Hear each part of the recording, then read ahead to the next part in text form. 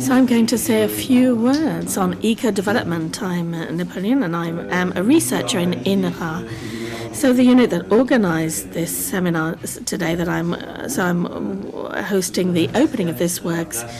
Esther should be in here, but it would have been more logical because she's really behind everything that's happened today, but I'm representing her here with great friendship. So the eco-development is a very small unit of INRA, so small in size but very great in value. A small unit of INRA that's been working for a very long time on what we call the ecologization of agriculture, the territory and public policies. So in substance, we try to reflect, implement and support change that go in the direction of the environment, be it in farming practices, public action, or territorial organization. So we're multidisciplinary and we group together sociologists, economists, and scientists from human sciences, and either side, biological sciences, agronomists, agrologists, and we try together to build an original approach to support the actions of mankind in the direction of farming.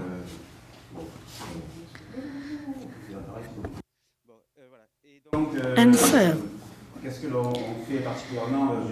what do we do in particular? I'm not going to give you an exhaustive list, but we produce theoretical frameworks. We're researchers, therefore we build academic knowledge, but in the direction that whilst having the concern of supporting these movements and changing practices in farming, and with regard to the public institutions and the environment. So we set the theoretical framework to accompany these changes. And we also test farming practices, and those who will be with us on Saturday will have the possibility of visiting the Durette, which for us is an experiment of implementation.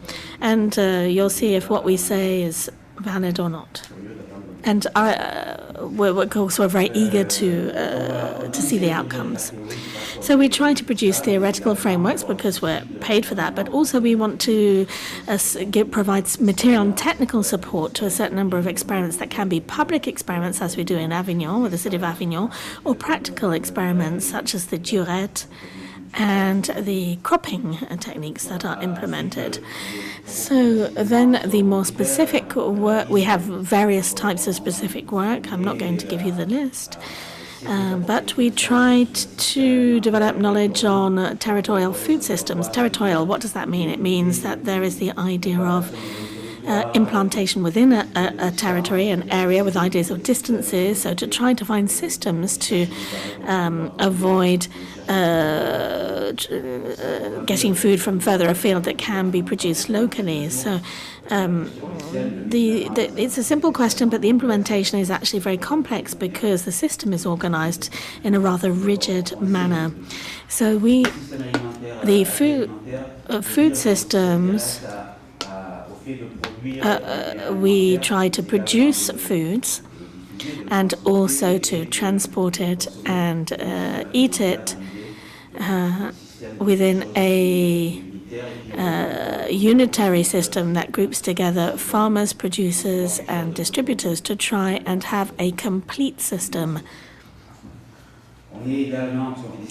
Because we work in human sciences, we also try to understand the social leverages of transition. So how do people evolve? So we question farmers and saying, well, why don't you go into organic farming tomorrow? And they say, no, it's complicated, and they explain what the constraints are that they try to reduce. The same thing for public authorities and those that support farming. And we do a more quantitative task of modeling of soil usages. So we set off from the mechanical observation of what exists and what existed in the past, and then we make forecasts and say if everything remains the same, and then in the future, this is what will happen in this place. So, for example, in Avignon, to take this example, as the City Hall tells us, they say we want to supply the school canteen with local farmers. Well, if you urbanize everything, it won't work. They know that. So these types of movements that we try to understand and provide decision-making tools for the authorities that take the decisions. And these movements require rather technical skills that we try to implement as completely as possible. So if you want to find out more, we are just 100 meters from here, and we'll be very happy to see you in our premises. So I also wish you a very good 2-3 days of work to the group and all of the speakers, and I hope that you draw great satisfaction from the proceedings. Thank you.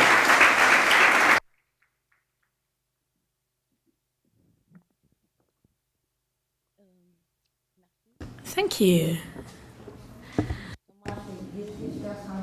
I'm Esther SANZ SANZ, and I'm in charge of the contractual development, and I would like to thank all of you for being here and for the interest that you've shown in this seminar, and in particular the speakers who've accepted to contribute with their testimonies in the roundtables, and to the other units who joined in the preparation of this seminar. Thank you to all. We designed this seminar around a few presentations to shed some light on the topic, followed by some roundtables, including researchers and practitioners, so technicians, farmers, engineers that work in the field. We've kept some time after each presentation or after each roundtable to have a debate with the floor, and we encourage you we strongly encourage you to participate in these debates. So you have available to you some headsets for the simultaneous translation, because there are some speakers who will be speaking English, others will be speaking French. So everyone can speak in the language they're most comfortable with. So we've handed out some headsets. And if you want a headset, you just hand over your ID and we will give you a headset. So for the simultaneous translation, what it says here, I would like to ask you to speak slowly, because it is simultaneous translation, so the interpreters need to understand in order to feedback. And during your discussions, we would also ask you not to cut people off, to expect people's speaking time, for two reasons: one of pure politeness, and also the fact that the seminar is being recorded, and we're also filming it in both languages. And if we cut people off, then we won't be able to give a proper restitution on the video. And so this is why we asked you to sign this small paper to give us the right to film you and to broadcast this film, which I encourage you to sign if you haven't yet done it. Then the people in charge of the high school recalled that it was forbidden to film within it's forbidden to smoke within the school, so you need to leave the school to smoke. So I won't spend any more time on the technical details. I would like to thank a class of the high school which is present here, because they're interested in this seminar, so thank you for your interest. And I'm now going to introduce a project called Aliville that we carried out with the City Hall of Avignon and other partners that work in organic farming research. The presentation, the slides are in English, but I'm going to be speaking in French. So this is called mass catering as a catalyzer that will facilitate mid-scale food supply chains. And with a case study around the supply of school canteens in Avignon with local produce. So as I said, this project has just been completed. It lasted for 2 years. It's called Aliville, and it was funded by the Foundation of France. The idea was to have a participative perspective for the relocalization of the urban agro-food system focused on the supply of school canteens with local produce. The partners are mentioned here, and they're coordinated by ourselves. INRA UR Ecodéveloppement. We worked a lot with the Avignon municipality, and in particular the team that is in charge of the canteen and public procurement. And these reflections will be carried forwards in a project that we will begin in January. That's a European project called FUSIP 2030 around innovation in food systems for the nutritional and food transition. That will begin in January, and it is coordinated by the University of Copenhagen, and INRA and the Avignon municipality is also a partner to be followed. Therefore, so just to describe the context of our study, we know that there is a municipal food policy that is beginning to develop around food, in particular for the supply of school canteens with local fresh produce. The institutional framework, I won't go into in too much detail. We will develop this further in the round table. I've asked somebody to do this. So the framework is the EGalim law. That is the law on agriculture and food adopted by the French government in November 2018. And we're giving this information also for our colleagues who are not French and who are not necessarily familiar with the French legal framework.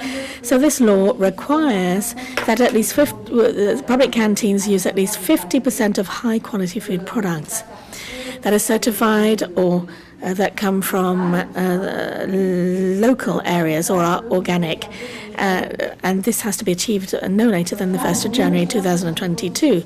So in terms of research, this raises a question, actually quite a few questions, but today's question is, will we be able to meet this demand with quality local foodstuffs?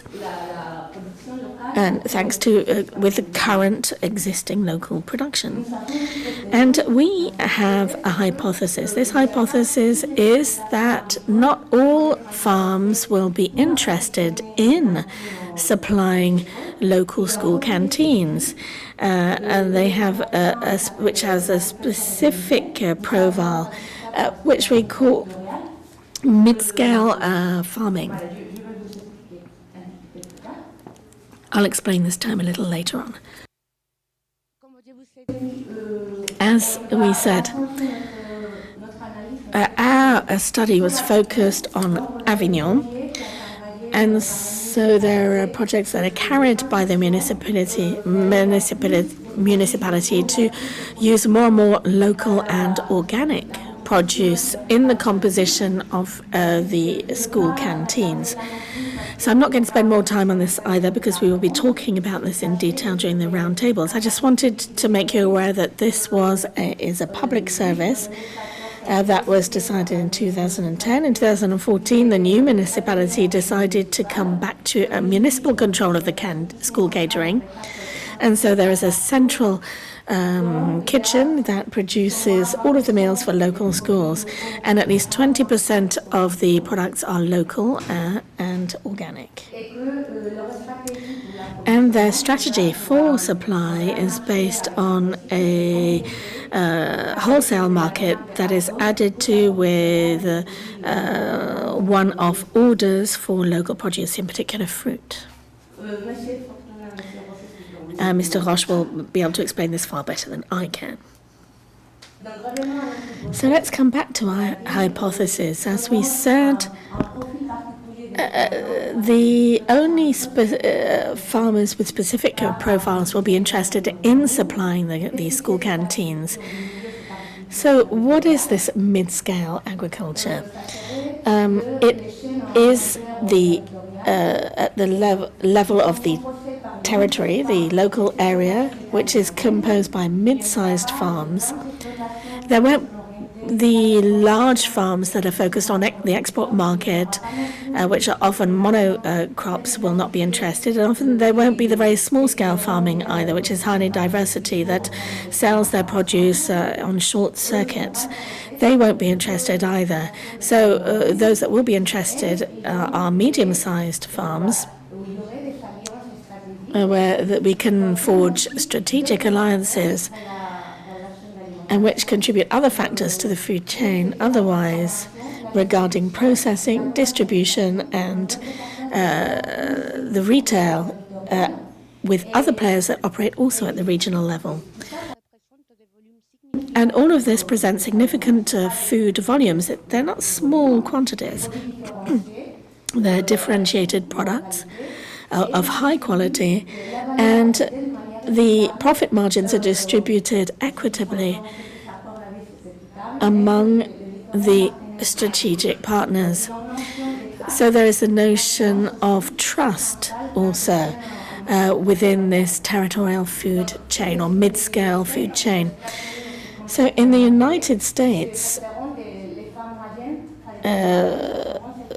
the mid-size farms are those that are between the commodity markets and the small holdings. So in the French context, this is rather the same thing as I explained earlier on. So we carried out interviews with key informants, and we did an analysis of the literature. We also participated as observers in a number of meetings organized by the different local players around supply of food to school canteens. We also organized 3 workshops with our partners and different key informants, and we developed a spatial modeling approach.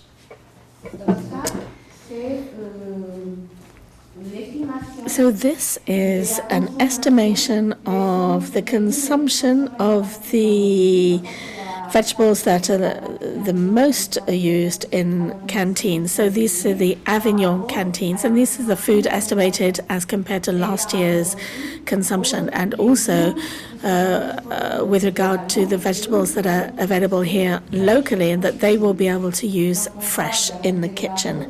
So you can see that there are lots of carrots, potatoes, lettuce, tomatoes, concombre, cucumbers,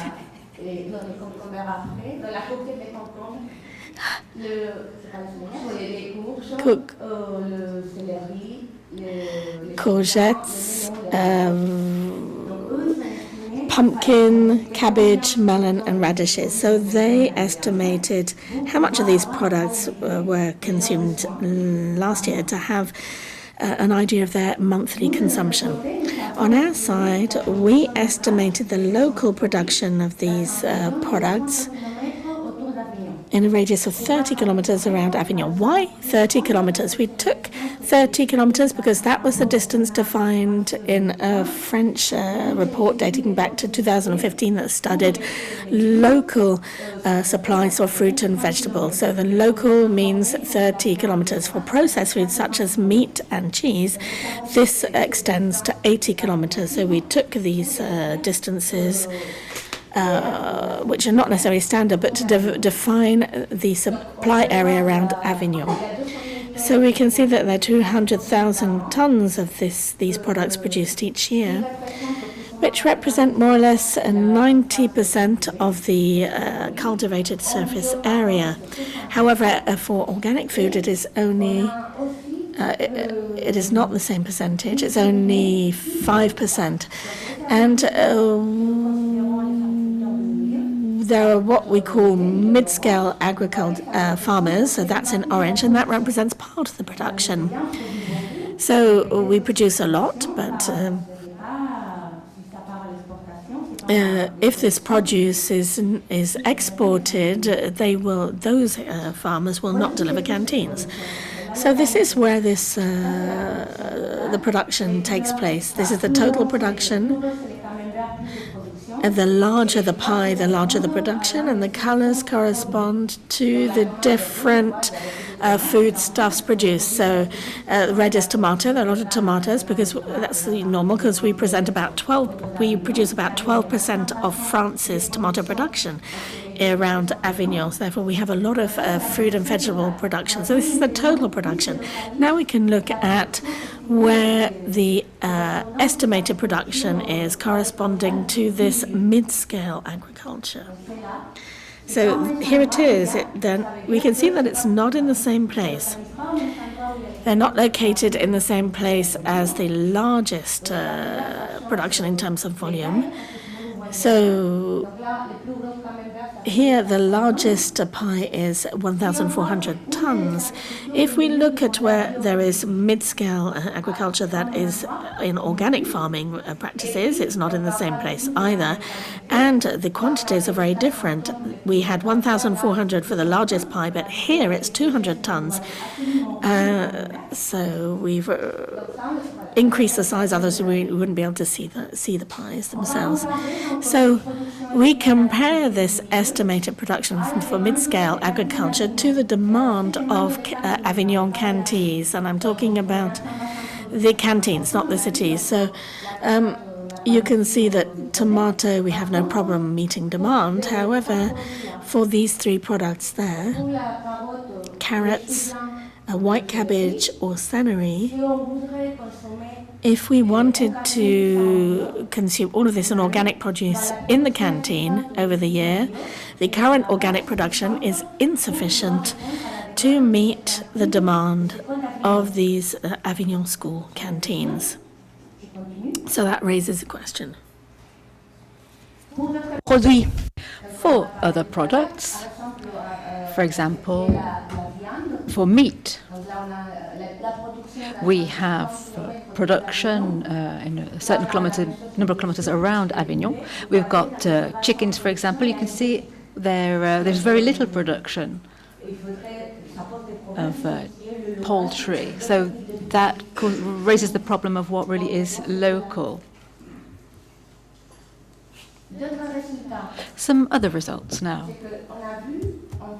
We noted that these strategic alliances, which I mentioned earlier on, which are a characteristic of these local or mid-scale systems, these alliances between farming and other sectors which process and sell and distribute foods and consume food also, such as canteens, these alliances are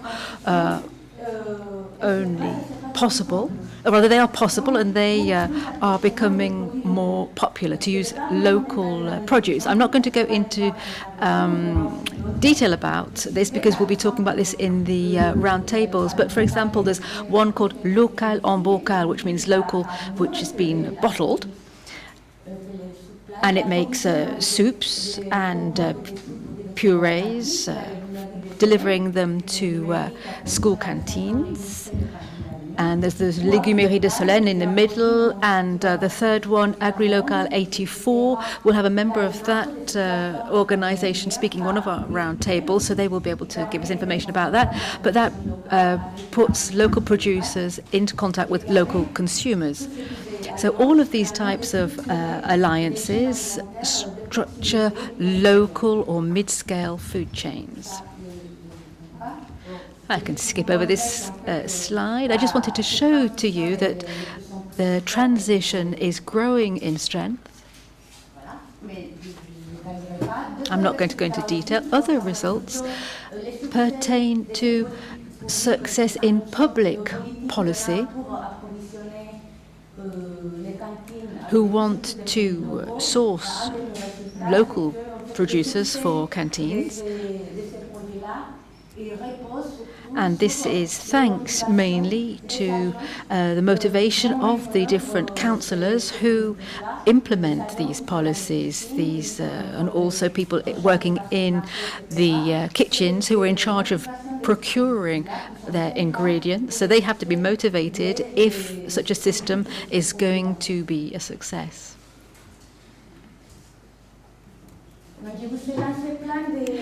So I've picked out here a few themes that we could possibly talk about. but I will have some conclusions also.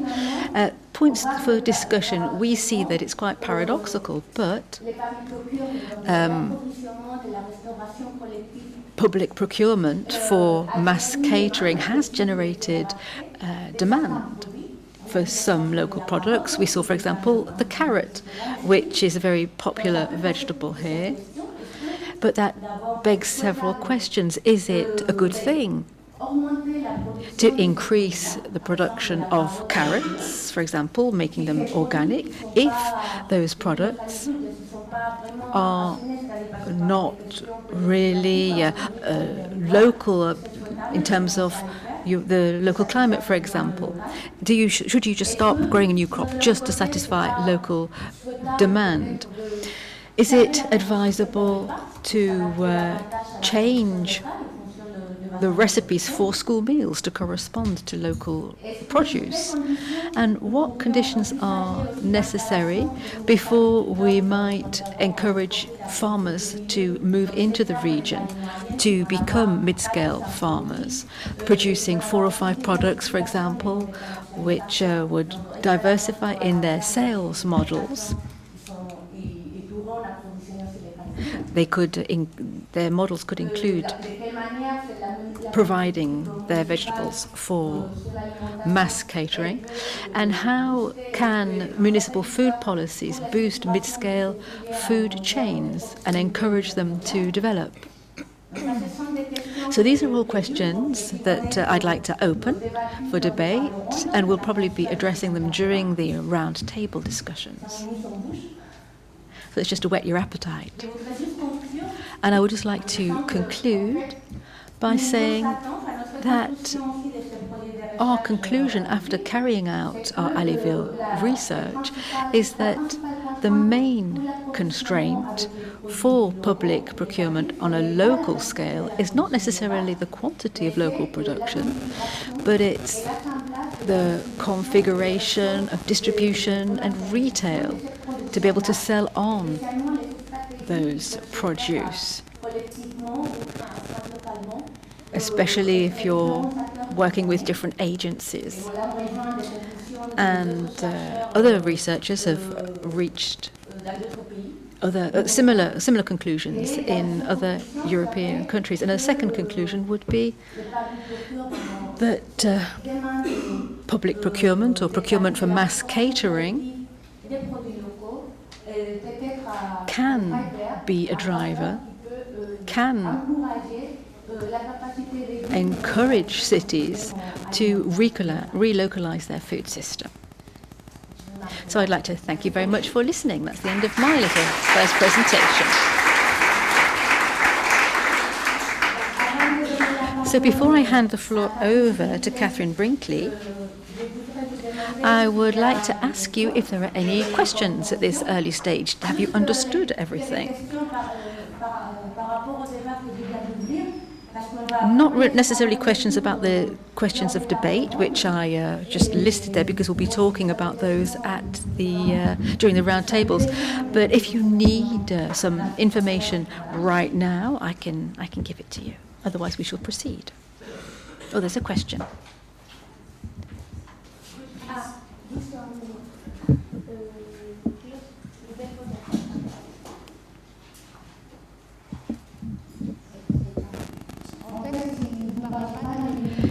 I would like you, please, always to speak into the microphone so that your question can be recorded.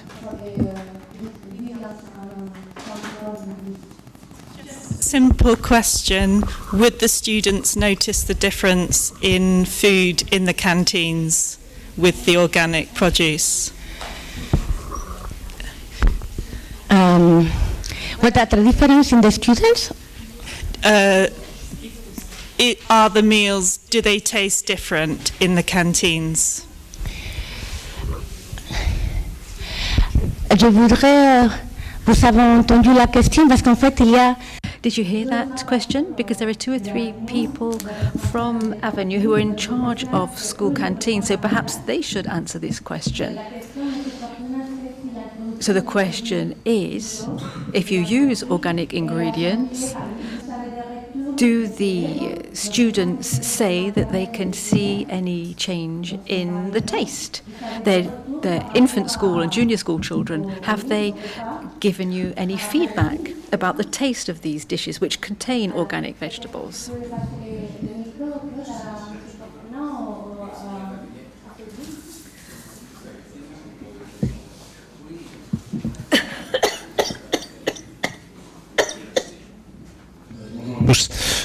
Hello everybody. Yes, about this question about the taste of the different ingredients, well, in Avignon we work with fresh produce, local produce, which really is a plus point for taste, and we do try to use as many organic products as possible, grown locally. Now, can we see a difference in the taste between locally grown organic and non-organic? I would say no, there's no taste difference between locally grown organic and non-organic.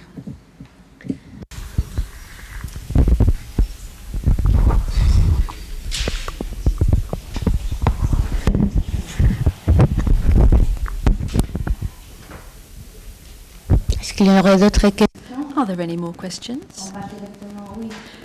Oh yes, there's one. Pedro has a question.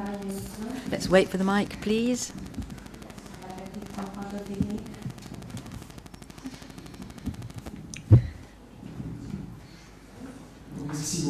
Well, thank you very much, Esther. It's not really a question, it's a bit detailed, really, if you like. You talked about the motivations for the councillors and council employees to deploy these policies. What do you mean? What are these motivations? What are their reasons? Well, when we talk about motivation, we're referring to values, the values which they give to their actions. These could be they're not necessarily utilitarian, practical values, not necessarily economic, good sense. It's more to do with ecology. It's saying to yourself that I am doing this because I'm concerned about the environment. Or it could be to do with social concerns. I want children to eat well in my canteen. That's why I'm sourcing locally and why I'm sourcing organic food. We noted that despite the fact that they have a lot more work to do, but their wage has not gone up. And so then they don't necessarily have more technical resources at their disposal. Despite that, they can be really committed to this project, and their motivation is more on an emotional or a social scale, if you like. So it's important for each individual to be committed for their own reasons, and then working together, the projects will be successful.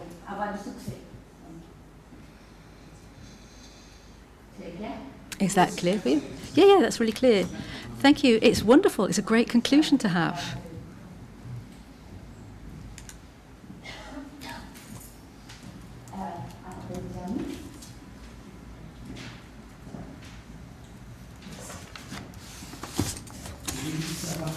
I would like to know who runs the school canteen. Is it the town hall? Is it the parents? And if it is the parents, are they happy to pay more for organic ingredients?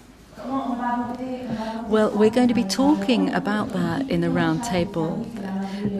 So if the parents pay a price for their meal, €3 for example, and the town hall pays also part of that price, and they have not, the town hall has not increased the price of the meal for the past 4 years, and so everybody's happy. Shall I hand the floor over to Catherine now? So Catherine is going to speak in English, Pareil, les questions, comment, after having your question, the question, if they have questions, you can put it on French because they are going to be translated. Okay? Yes. And you need to speak here. I'm going to do the presentation and going. Okay.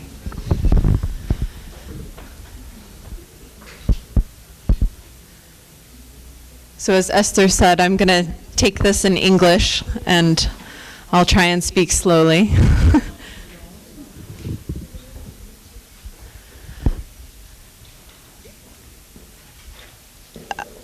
I'm delighted to share this research with you all today, tracing the connections from farms to food. And to start, I'd like to talk a little bit about how food systems, farms and cities were once coupled together. The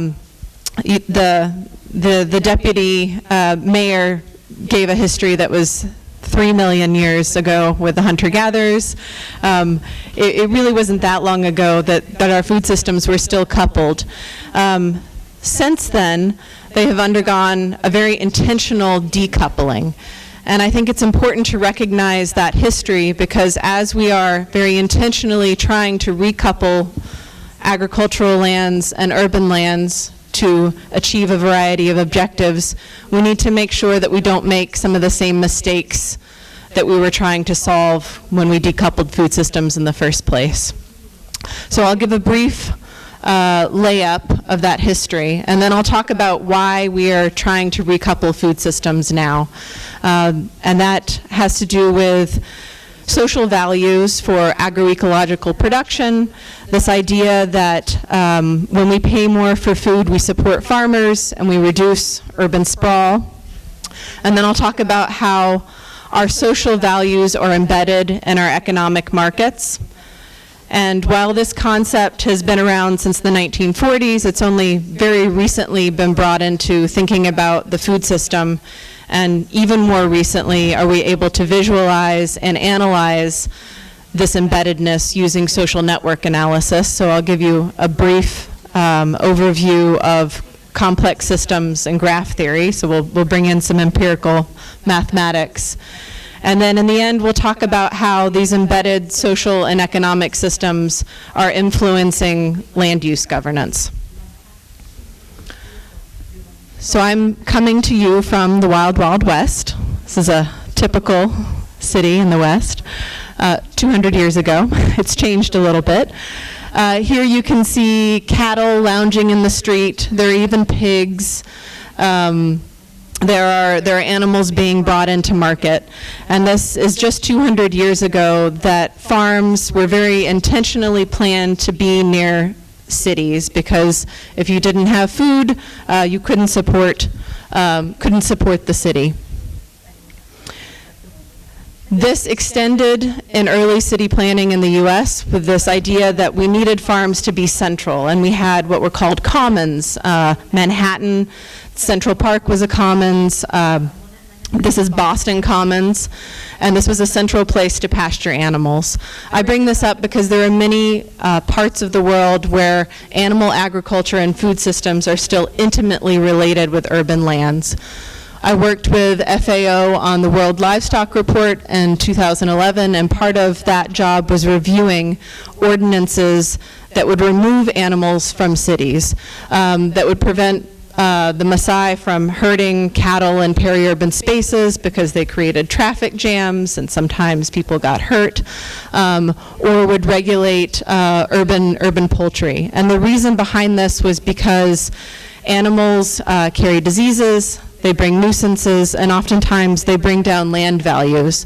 But I think it's important for us to remember that as we're embarking on this work of decoupling or recoupling food systems, the livelihoods of the urban poor in particular are at stake, as well as the food supply. And this is a very sensitive issue in many parts of the world. This is also a wonderful time to say that land use planning, I'm an urban planner by training.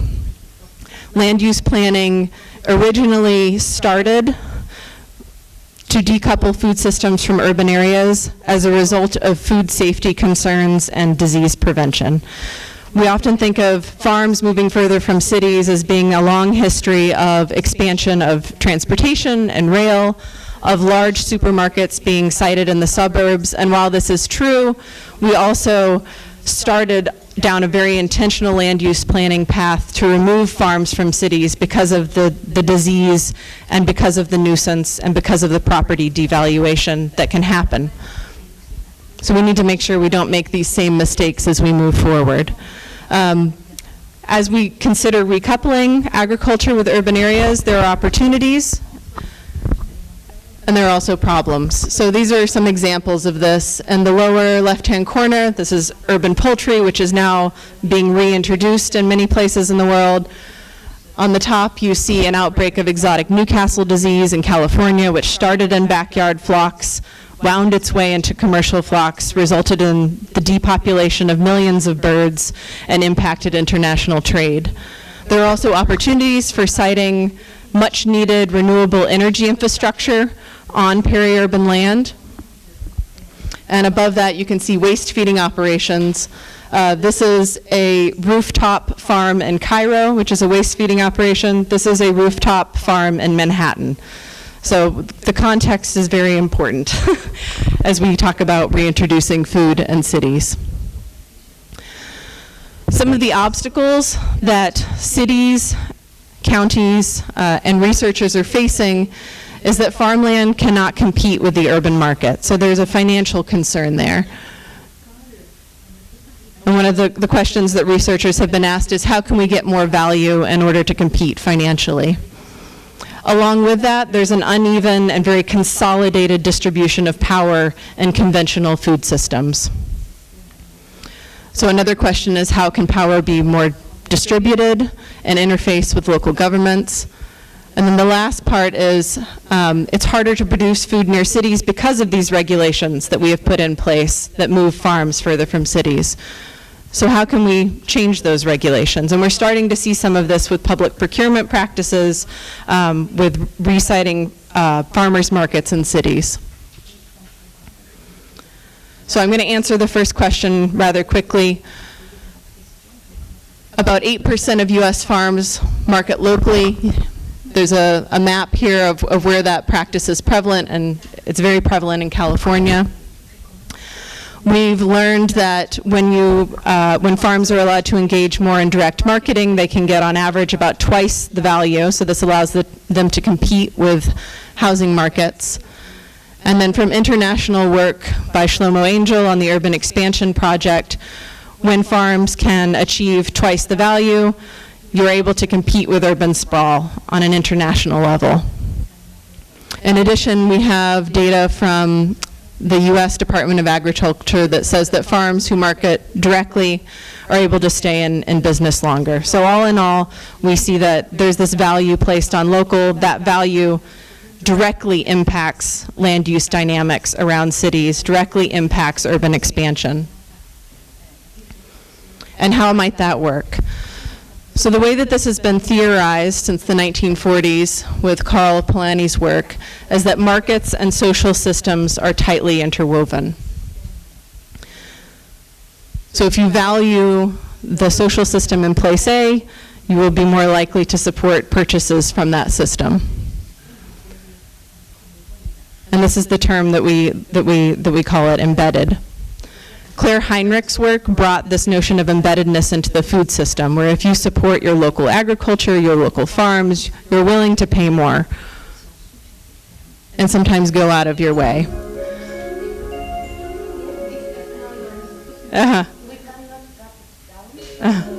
Okay.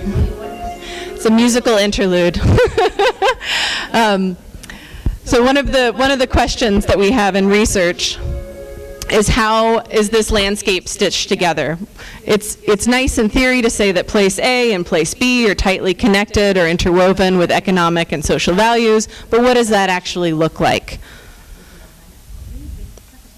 And this is where we're going to get into some of the network structure. So the research that I'm going to present to you today maps farm sales to their first their first point of sale. Sometimes that's direct to consumers, sometimes it's to a grocery store or to a public institution. But some background on how these networks might be different is very important to our theorizing how local food systems will change land use agriculture. So on the top you have a network that represents a conventional food system, where you have farms, many farms who sell to an aggregator, who sells to a distributor, then a retailer, and then many consumers on the other end. And you can see that this food system, the power is tightly concentrated. This food system is also vulnerable to disruption. So we've seen this with E. coli outbreaks, where the farms end up being penalized, but a lot of times the outbreak can happen at the distribution and it spreads to many consumers. This is different from a local food network where it's quite complex. It may be more difficult to track outbreaks, but at the same time the magnitude is more controlled. Another difference here is that power is concentrated in the conventional system, whereas power is very distributed and diffuse in a local food system. If we turn this on the edge and we look at European power structures, you can see that it's the buying desks, the supermarket formats, the manufacturers who decide what products get bought and get put on shelves, which neighborhoods get grocery stores, and which do not. And then last, the farms are very disconnected from consumers, which impacts local land use regulation. So if people interact with farmers, the idea is they will have a more of a social and economic understanding of the dynamics that farmers face and may be more supportive to farmland preservation. Previous work on this has looked at olive oil production and noted that, yes, the social and economic values are embedded. And I'm showing you this because this is Roberto Sanino's work, and you can see that there are about 15 farms, and the edges are the connections between those farms and selling to a cooperative. The research that I'm going to present is a little bit bigger in the sense that we have about 1,000 locations. This is 4 counties.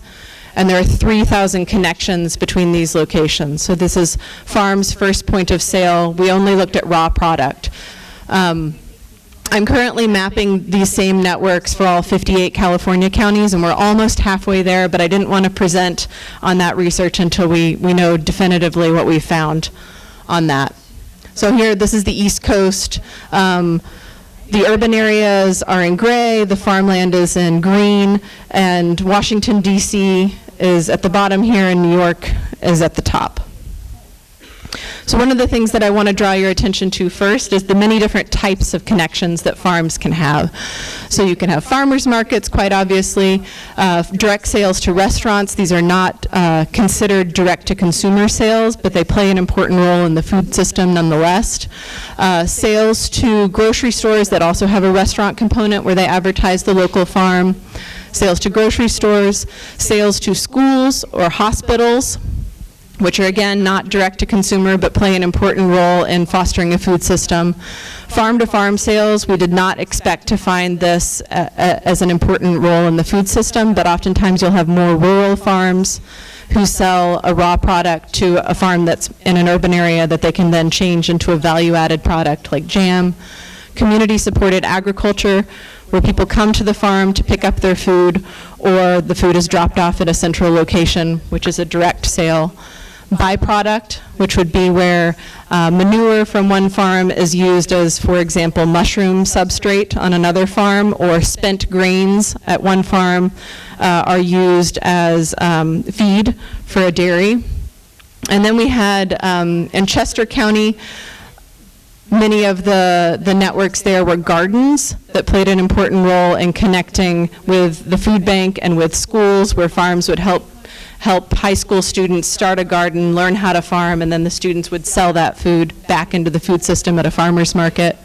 School trips, and last, donations to food banks. Another thing that I want to draw your attention to is that while these 4 counties are very close in geographic proximity, they rely on completely different predominant types of local food system. So Baltimore, which is closer to Washington, D.C., has a thriving farmers market network, and that is because there's a lot of money in Washington, D.C., there's well-established farmers markets, and that also explains their second most predominant network type restaurants. On the other hand, Chester County, which is a little bit further north, relies more on wholesale, so direct sales from farms to grocery stores, as well as CSAs, because a lot of the wealthier community there is in the suburbs as opposed to Philadelphia, which has a large percentage of low-income individuals. Kent County, Delaware, and Salem County, New Jersey are both more rural or suburban in character, and so they tend to rely more on wholesale to grocery stores. Dr. SANZ SANZ presented on what is local and how far that travels, with 30 kilometers being the boundary. We've now empirically measured what is local, how far that reaches, and if we take an average, we see that it's about 40 to 50 kilometers.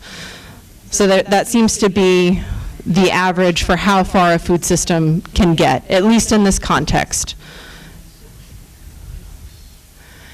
And now I'd like to drill in a little bit further into Baltimore County. So this is a county that has about 350 nodes, which would be about a third of those are farms. And you may wonder, how representative is this of farms? What type of farm? Is it agriculture of the middle? Are they small farms? And yes, indeed they are. So when we compare this to the agricultural census, we find that we've captured about 8% of the farms in Baltimore that are involved in the local food system. That matches the national average. We found that we've captured about 40% of the farms that are involved in CSAs, and then 50% that sell directly to a retailer from the ag census. And the way that we collected our data was through web listings, what was advertised online, as well as a survey. So we didn't capture the whole network, but we got awfully close. And there are about 700 different connections across this farm network. When we look at this spatially, you have this big knot, and you can see that the county is tightly interwoven by the food system from one side to the other. But we can also look at the orientation of it. So we see that, again, in Baltimore, the farmers market is drawn more to higher income areas. That lets you know about the clientele, and we know this already from what people are willing to pay for local food.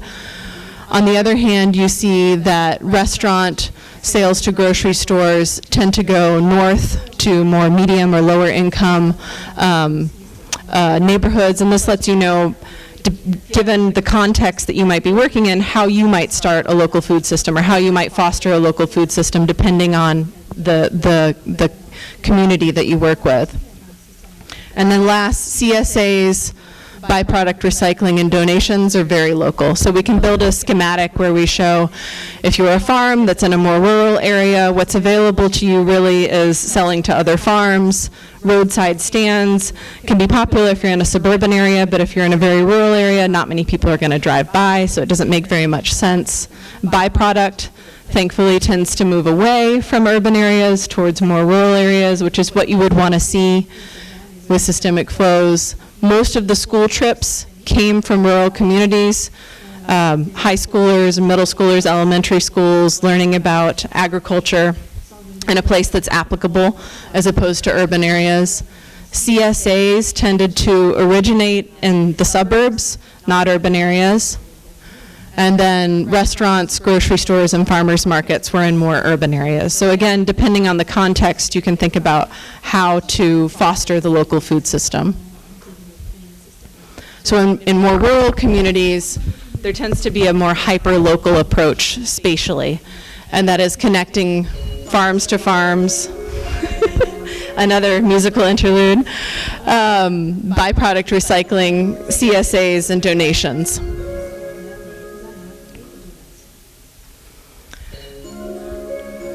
We can take this same network, and instead of viewing it spatially, we can view it socially. So we can pull this apart and see how the network interacts with farms, with restaurants. What I'd like to draw your attention to here is that most farms tend to specialize in one type of marketing. So while a farm might decide that farmers markets are its thing and it likes to arrange, the farmer likes to arrange fruit in a basket and tip it over ever so artfully to attract people, other farms may decide that they really need that public procurement contract with schools or with hospitals, and they specialize in that marketing type. Yet there's diversity across the many different marketing types in the system. And this diversity builds strength because a farmer's market may close, selling regulations may change, and yet the whole local food system doesn't collapse because there are multiple different ways of marketing local food. So here's another example of a farm that has specialized in CSAs. This particular farm happens to be more rural. And then it moves into farmers market sales as it grows its clientele. An example of how this diversity helps grow the local food system is found in this, this particular case, where the farm started to sell to Atwater's Market, a farmer's market. That farmer's market was in a lower income neighborhood that had a building that needed to be historically preserved and restored, and they were able to do that. Since then, the market spread to 6 different locations. They opened more markets because they were so successful. They continued to contract with that particular farm, but many other farms as well. And then later in 2016, they opened an urban garden. They opened a processing kitchen to help farms convert their food to value-added product. So you can see the growth in the network because of the diversity of options. Another thing that I'd like to draw your attention to is that not all of the farms are plugged into the social network. Some operate on the fringe and are not well connected. And those farms that are connected, it's not necessarily about the number of connections that they have. It's not about selling at 20 outlets. It's about how central you are to the network. So how does information flow? Are you involved in a farmer's market as well as a restaurant? And I'll talk about this centrality to the network, which can be measured statistically and correlates to the actors that are involved in land use governance. Anyone who studies food systems knows that they're complex, but in graph theory, there are considered to be 3 hallmarks of a complex system. And one of those are that there are triads in the networks. This is strong clustering. So you may have a farm that sells to another farm. The first farm sells to a restaurant, and that farm gets its farm partner to sell to the restaurant, and you create a tightly coupled a communication system. This makes it easier to share information. It makes the network more robust and resilient to change, because if you drop one connection, you're still connected. So if the farmers have a falling out, they're still connected through the restaurant, for example. And this makes the system more robust and dynamic. There are many examples of triads in the Baltimore food system network. So an example is one farm that was more rural was selling to another farm that was more suburban. The more suburban farm started selling to a restaurant. It introduced their farm friend in the more rural area to the restaurant, so the farm was selling then directly to the restaurant. And here's a quote from one of our interviews. It says, "They're selling directly to restaurants and growing products that they want directly." The chef and director, this is from the chef and director of the Maryland Farm to Table. So this then tells you, with public procurement, there's going to be the back and forth between chefs and farms about what can be produced, how it can be produced. And some of this is as simple as the farm being asked to keep the blossom on the squash so that the blossom can be grilled and eaten as well. And some of it is more complex in terms of thinking about different varietals or even different types of produce that the restaurant would like. Ultimately, what we started to see was that restaurants were pulling farms into more agroecological practices, so organic farming. And here I'd like to take a brief interlude and introduce a case study in California, which I think is emblematic of this relationship, particularly between restaurants and farms. So this is a small Berkeley restaurant called Chez Penny. It was started by Alice Waters in the 70s, and she went to France and was very inspired by French cuisine, by how hyper-local French cuisine was, and she decided to take this idea back to California. So she started to work with local farms, and here you can see I've highlighted some of the local farms that are featured on her menu. This created an entirely new cuisine that was known as California cuisine, and the emphasis was placed on buying locally, buying organic, and agroecological production practices. Most restaurants only stay open for 4 years, but we think because of the social and economic embeddedness of the network that she helped cultivate, she's been able to stay open many more. So about 50 years, she will have kept this restaurant open. And her model has spread internationally. Notably, California has about 5% in organic production by acreage compared to less than 1% nationally. And many farmers attribute this growth and know-how in organic production to the early demand that was cultivated by the Chez Penny restaurant, demand from consumers and knowledge sharing through the farms. Another example of a triad in this network is that Alice Waters would often visit the Monterey Produce Market. The Monterey Produce Market would have local farms on showcase there. She would meet a farm, and then she would contract directly with the farm. As chefs were trained in California cuisine, they would create spin-off companies, spin-off restaurants, and those spin-off restaurants would also contract with the farm for locally produced food that they could then highlight on their menu to drive further demand. In the end, we were able to show that there was a network growth from 14 original supplier farms in the 80s to 105. And we interviewed 30 of those farms to find out, did Alice Waters really change how you produced your food? 18 reported that their relationship with Chez Penny changed how they grew and what they grew. So that relationship made a difference in what they were producing. None of the farms maintained conventional farming. So those that were conventionally farming transitioned into ecological practices, including organic, but not limited to that. And 26 maintained the same acreage or increased in size. So half of the 26 farms, half increased in size because they were able to expand their markets to other restaurants. And most importantly, most of the farms, 20 of the 29 interviewed, said that it was the relationship with the restaurant that was the prominent factor in their growth and their move to agroecological farming. So all to say that these relationships, they change what is grown, they change what is eaten. Another hallmark of complex systems is this ability to scale. So we see that complex systems, be they neural networks in the brain or social movements, tend to grow exponentially. Data from the U.S. Agricultural Census notes that farms that sell directly to consumers have increased 24% over a 10-year period. This is not exponential growth, but that also doesn't include farms that sell directly to grocery stores or farms that sell to restaurants.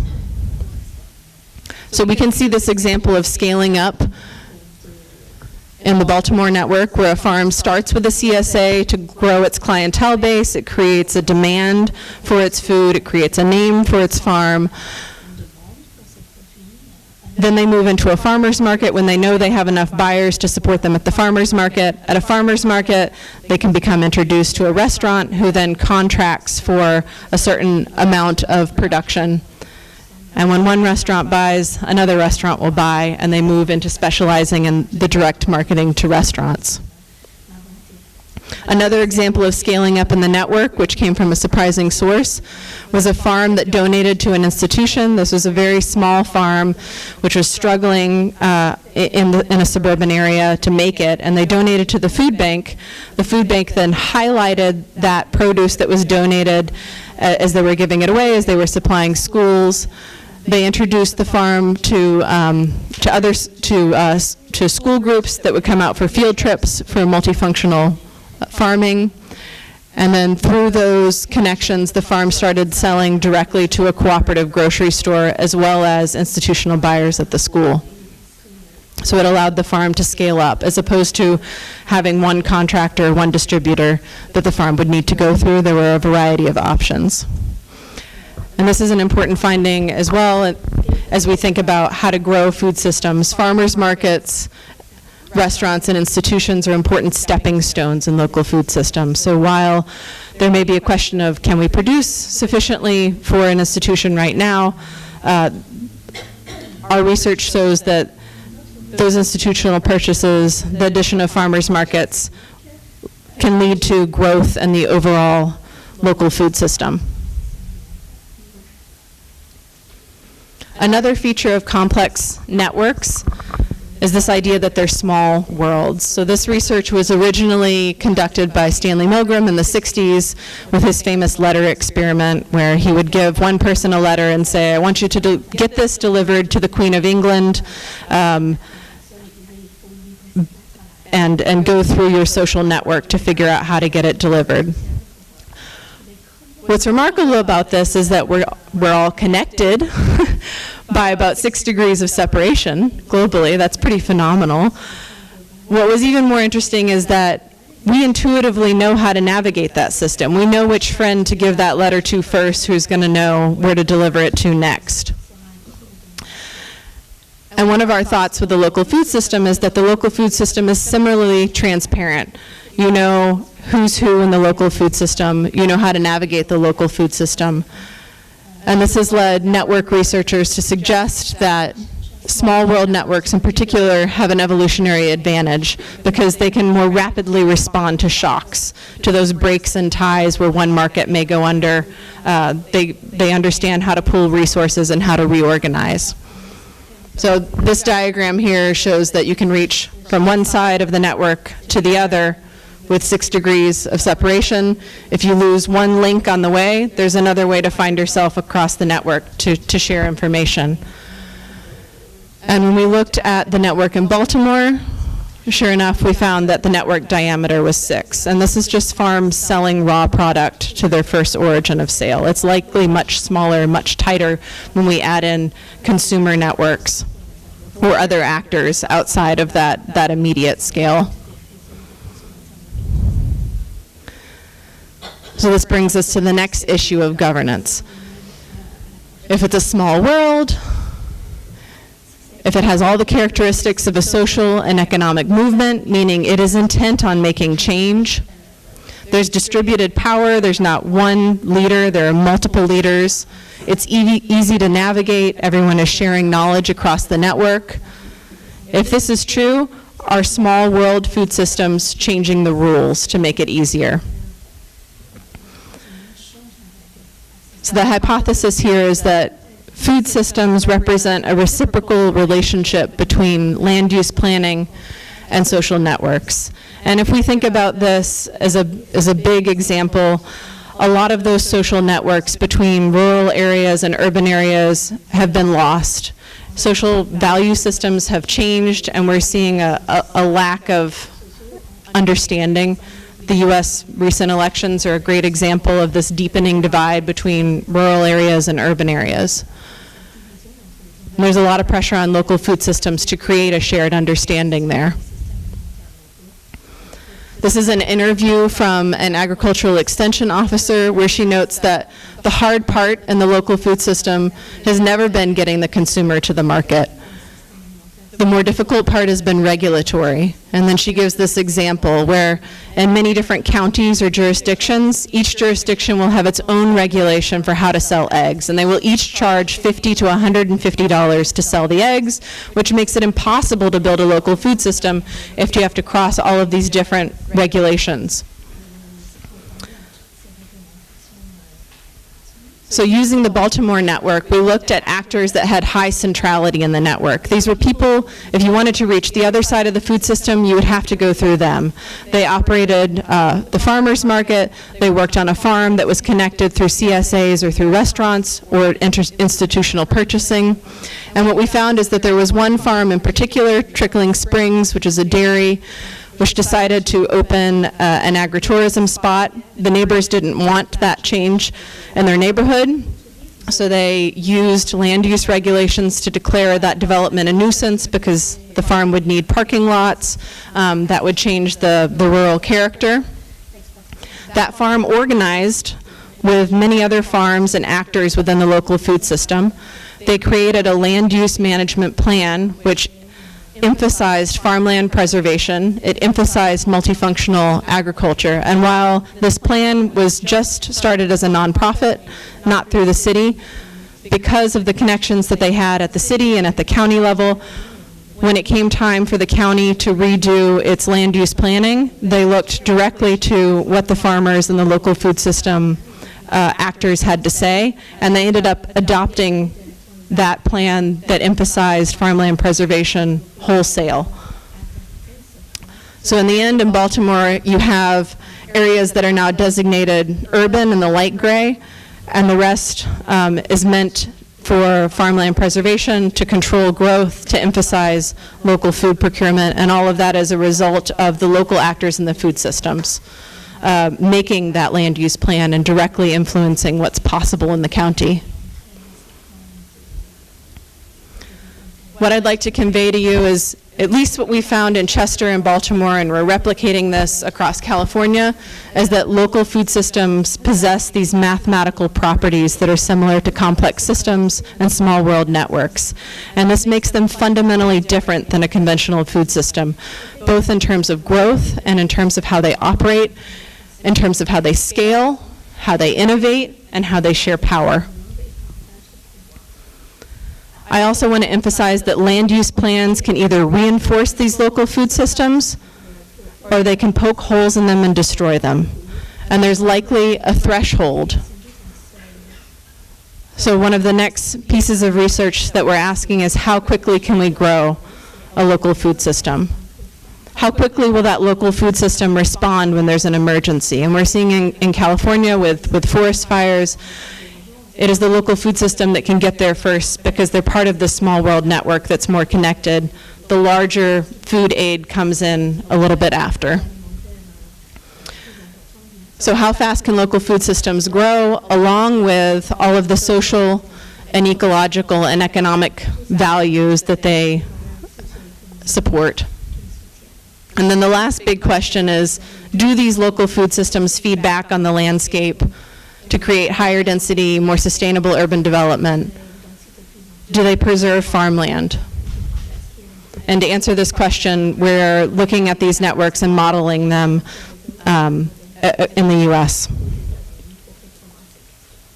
So with that, I'd like to thank you.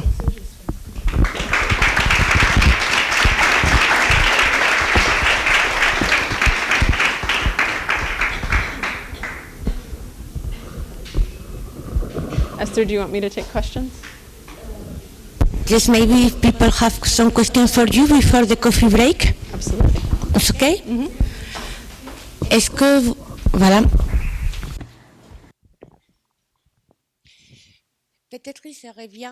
It would be good when you take the floor to introduce yourselves, at least the first time you take the floor.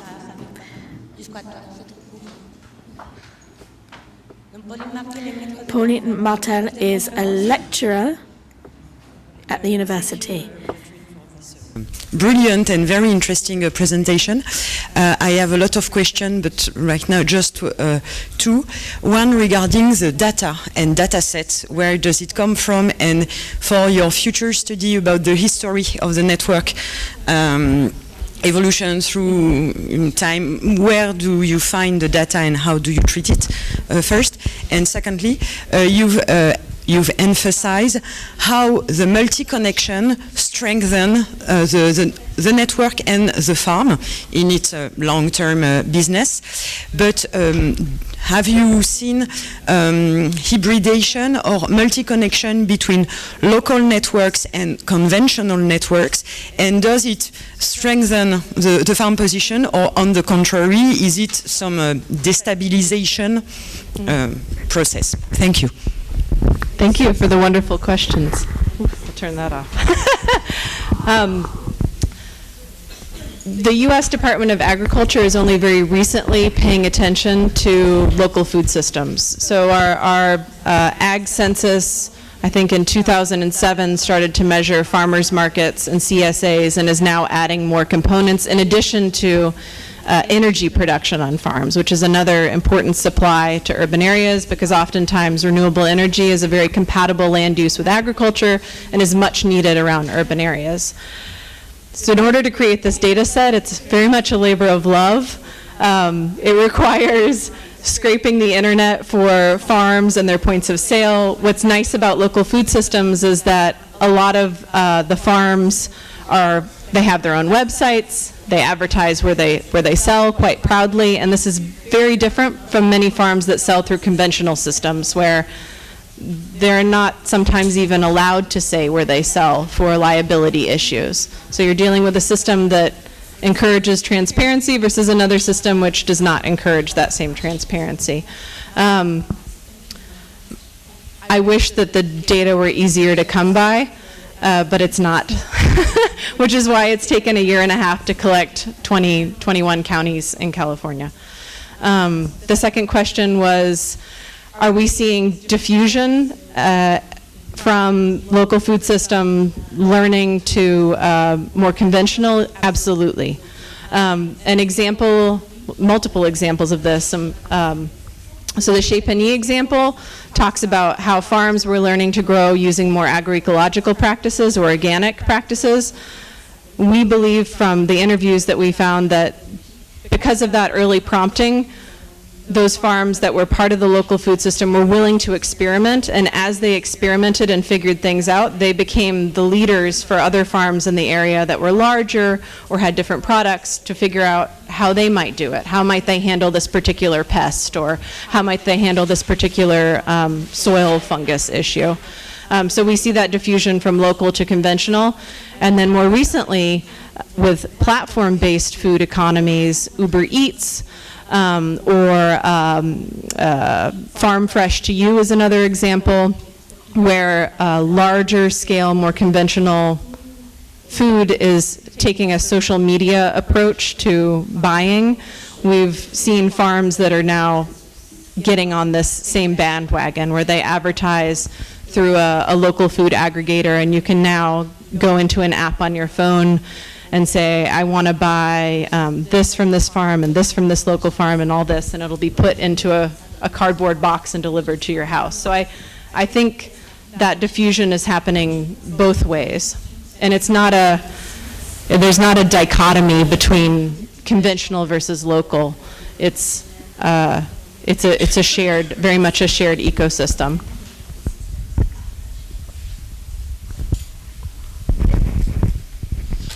D'autres questions? Any other questions?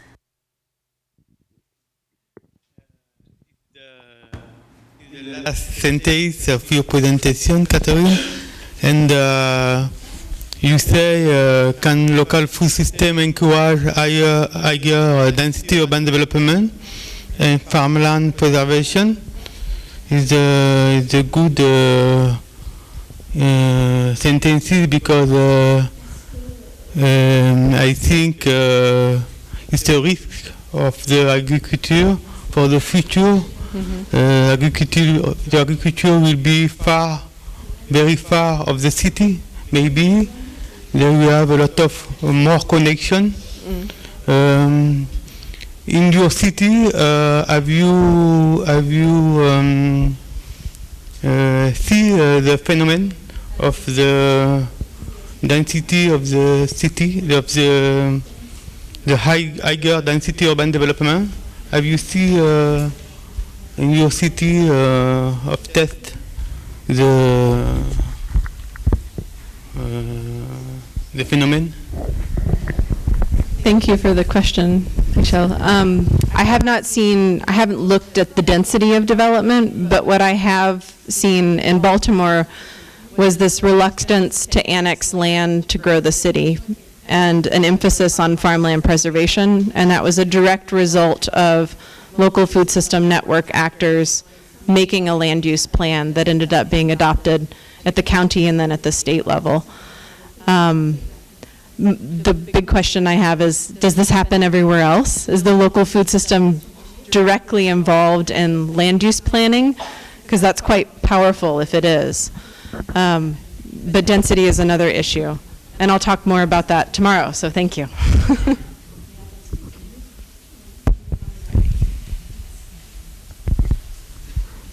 Vous avez d'autres questions à poser? Do you have any other questions to ask? Eric Vergier qui Eric va présenter son travail tout à l'heure. Vargier. Thank you very much, Catherine, for this presentation. Very simple, maybe naive question. What is the share of the local food system in the United States in terms of food availability for the cities? So you talk about Baltimore, but the local food system around the 50 kilometers, how much they contribute to the food availability of the city? Mm-hmm. Thank you for that question. I think that that's two-part. So on the first part is how much could be produced around the cities, and that really depends on the city. And then the second is just because it's produced there doesn't mean that it's supplied there. And I come from Yolo County, which is one of the most agriculturally biodiverse counties in the U.S. in terms of what is produced there. And very, very little is consumed, less than 1% in the county. Most of it ends up going to the Bay Area, to San Francisco, because it gravitates towards higher end markets. Could that change? Yes. Over time with concerted policies that help emphasize some of the actors that I mentioned. And in Yolo County, there is a history of this focus. We have a cooperative grocery store which emphasizes sourcing locally and has built up the local food economy that way. The farmers market is a central community hub in the city of Davis, and that has also built up local food, but there's so much more that could be done to orient that food that is produced spatially nearby but is not socially connected.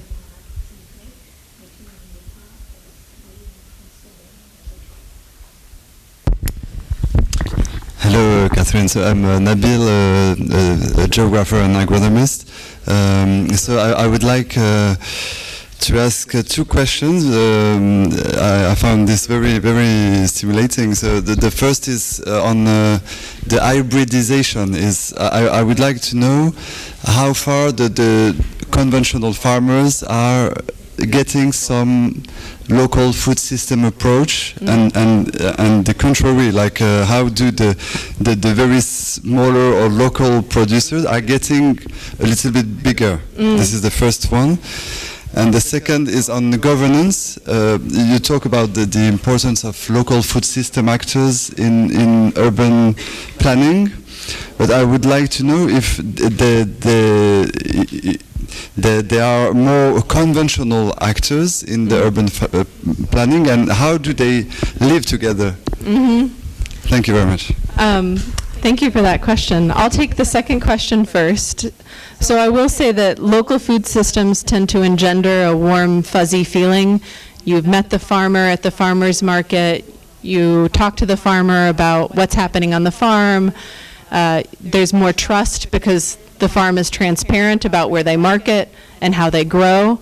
And that trust translates not only in the food system, but also towards land use regulations. I think that's why the food system plan that central actors came up with in Baltimore was so readily embraced by the county and by the state, whereas more conventional growers have a harder time explaining why they perhaps use GMOs, why they have particular growing practices or use pesticides, why they have so much land, why they're not diverse, and it becomes a barrier to creating a shared understanding of how people want to use the land in the area. And the first question was, remind me again. The hybridization. Thank you. What we saw when we looked at Chez Pigny is that those small-scale growers had the potential to move towards more large-scale markets. They could expand their acreage, they could expand who they sold to. That didn't mean that they became conventional growers, but it meant that they did grow in acreage, and they grew in value produced and market share. So there's some movement there. As far as we didn't see people who produced organically or agroecologically move away from that towards conventional production, at least with the Chez Pigny model, but that does happen.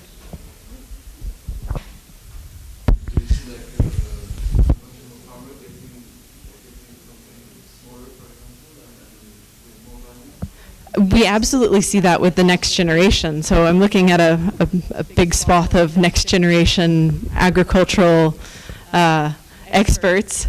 And I think that as farms transition management, the next generation is very much more interested in experimenting with different crop varieties, experimenting with different ways to grow, experimenting with different ways to market.